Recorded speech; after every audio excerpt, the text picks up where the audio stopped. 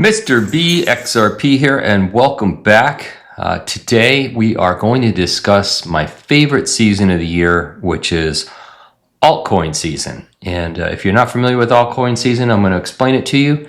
And if you are familiar with altcoin season, you are probably loaded up and ready to go. But we're going to talk about altcoin season. We're going to also talk about historically what altcoin season is and how it's expected to potentially be different this year. So we're going to get to that right after we get to some news items. First thing we're going to do is we are going to look at the prices. So Bitcoin's at 114,862, Ethereum's at 41.48, Tether's holding comfortably at $1. And BNB is at, Binance Coin is at $1,137, and XRP sitting at $2.62. So let's jump into some news here. And Eric Trump has just been everywhere, but I wanted you to hear this particular clip from him, and then we'll discuss it quickly. Lawfare. And that's what opened my eyes. I mean, I'm a hard asset guy. My entire life has been building real, hotels, golf courses, real estate buildings, right? Commercial buildings, etc. That's what I've done. If there's anybody's eyes who shouldn't have been open to the world of cryptocurrency, it was mine, other than I realized the power that these banks had, and I realized how they were exerting that power, and they were canceling businesses all over our country. It was political, it was forced.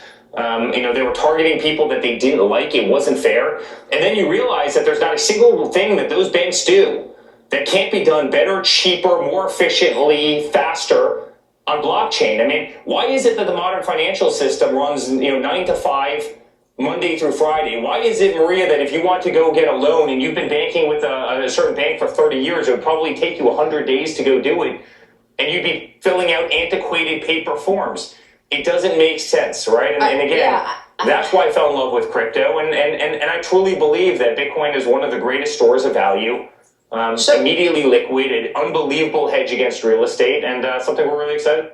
Yeah, it's look, I mean, the Trump family is very strong into digital assets, obviously, and they recognize the advantages of digital assets, meaning the velocity of money. If you put financial assets on blockchain, you can move them a lot more quickly, and there's instant liquidity. And we have heard the stories over the years how they've been debanked. The Trumps have been debanked by their own banks, and a lot of people here in crypto have been debanked as well. So it just makes sense, and we're seeing it every day. This is an old video of Brad Garlinghouse, but I want to play it real quick as a reminder. Let me hit this here. Yeah, so what's affecting the price of XRP has been the SEC. People forget, frankly, before the SEC got involved in the crypto markets, XRP was the second most valuable digital asset, ahead of ETH. Okay, so I need you to remember that. XRP was number 2 when the SEC dropped the case against Ripple. I would challenge everyone, I didn't do the math this morning, but I would challenge everyone to go ahead and see what the market cap of ETH is right now, divide it by the circulating supply of XRP, and see where the price of XRP would be right now if it had ETH's market cap and it was number 2 instead of Ethereum.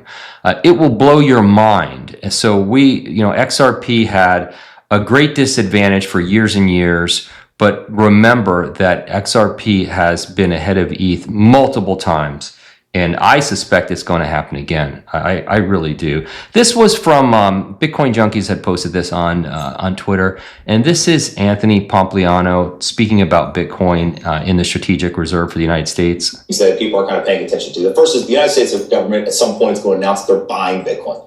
Creating the initial Bitcoin kind of strategic reserve and sitting the Bitcoin that we already had there was good. But that's kind of the, not the main dish. The main dish is when they start buying, and I think that will happen at some point. I think there's really 3. So, right now, the government's not buying Bitcoin or any digital assets. They said that they're only building the reserve based on any seizures. But I wouldn't be surprised if at any point they did start buying digital assets and putting in the strategic reserve. So I don't think he's wrong on that. This is also Brad Garlinghouse speaking about, after acquiring Hidden Road, Ripple has rebranded the prime brokerage firm to Ripple Prime, integrating the XRP ledger and RLUSD Here's Ripple CEO Brad Garlinghouse on what a prime broker is. So listen to the definition of what a prime broker is. A prime broker is really a one-stop shop that allows all kinds of different asset managers, whether these are well-known hedge funds, trading desks, market makers. It gives them a one-stop shop venue to trade and clear everything, digital assets, derivatives, swaps, all kinds of different assets. And these guys are doing trillions of dollars of trades. Historically, those have been really owned by the traditional commercial banks, the JP Morgans, the Goldman Sachs.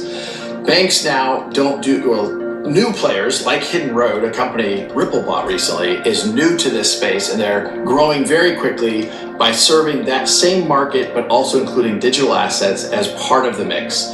Having a well-capitalized and a super strong balance sheet player like Hidden Road is allowing more institutions to come into these asset classes against a well-capitalized counterparty, and that is prime brokers bringing people into crypto in one minute. That's amazing, right? And you look, they'll use RLUSD and they'll also use XRP. And understand this, for anyone that built up any concern about Ripple launching the stablecoin RLUSD and how it may be an attack on XRP and the use of XRP in the future, remember this. Every RLUSD that travels on the XRP ledger needs XRP to be the gas to travel on that blockchain. And as I'm sure most of you know, and if you don't know, every time XRP is used, a little bit of XRP is burned. And what's really going to be interesting is if in the future there's a vote and they actually vote to make the burn of XRP larger than it currently is, because it's not very much gets burned right now.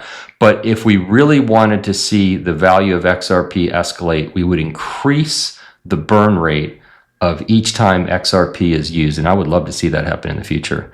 This was from John Deaton. And John Deaton said, I predicted that if Ripple, Kraken, or Coinbase didn't make a play for Uphold, I believe Fidelity or Charles Schwab would acquire them for an amount between 1.5 billion and 1.9 billion. I stand by that prediction. I believe that Uphold is, they're looking for a liquidity event. I personally think that Ripple is the perfect buyer for Uphold. I think they're going to want the on and off ramps for digital assets. I would put my money on Ripple, but any of these companies could do it. But I think Ripple's going to be the one, and it'd be sure nice to see that happen sometime here in the near future. This was so. I want to talk about altcoin season, and let me jump to. Okay, I'm going to jump to this first. This is my. I'm going to go to part of the altcoin season module in my blockchain bootcamp training program. And I'm going to go ahead and play this for you and talk about altcoin season. Now let's talk about my favorite part of the digital asset cycle, which is altcoin season. So let's start by first learning what an altcoin is. An altcoin is any cryptocurrency that's not Bitcoin. And the term comes from alternative coins. So altcoins include major projects like Ethereum, Solana, XRP, but they also include everything other than Bitcoin. So if it's not Bitcoin, it's technically an altcoin. And a lot of these altcoins, they often aim to improve Bitcoin's technology or serve different purposes such as smart contracts, faster payments, privacy, and decentralized applications. So what is altcoin season? So the crypto market moves in cycles that are strongly tied to the Bitcoin halving. After each halving, Bitcoin typically leads the market into a bull run. Once Bitcoin reaches its blow off top, it begins to cool down, and then money often rotates into altcoins. Remember I showed you the drawdowns of Bitcoin after each halving, it has its all-time high typically, and then there's the big drawdown. Well, a lot of that drawdown money comes into the altcoins. So the period when altcoins outperform Bitcoin is known as altcoin season. From there, momentum spreads to mid-cap and smaller cap tokens. And then social media hype, speculative trading, and new token launches typically amplify the cycle. So key insight here is altcoin season can generate spectacular gains, but it comes with much higher risk than Bitcoin. Many altcoins see explosive short-term rallies, but fail to hold value long term. Entering late in the cycle often results in heavy losses. And some fun facts about altcoin season: analysts track the altcoin season index, which signals when altcoins are outperforming Bitcoin. Altcoin seasons usually occur after Bitcoin sets a new all-time high and then starts consolidating. And the last fun fact is in 2017 and 2021, in those two cycles, some altcoins rose more than 100 times, but most later ended up underperforming Bitcoin. So that's just a dipping into my my course, Blockchain Bootcamp, explaining really what altcoin season is all about. And the reason I want to talk about it is that there is a philosophy going on out there that because institutional players are now in the space, that this time is going to be an extended altcoin season, because normally the altcoin season doesn't last very long. But I'm going to go ahead and play this real quick. This is Pantera CEO and what he said about altcoin season, or what he's saying is going to happen in this particular crypto cycle. Although, the past cycles are indicative or predictive of, how it's gone in the past, the regulatory changes in the US, I think, just trump everything. They're just huge. And so I think we still have another leg to this rally to go.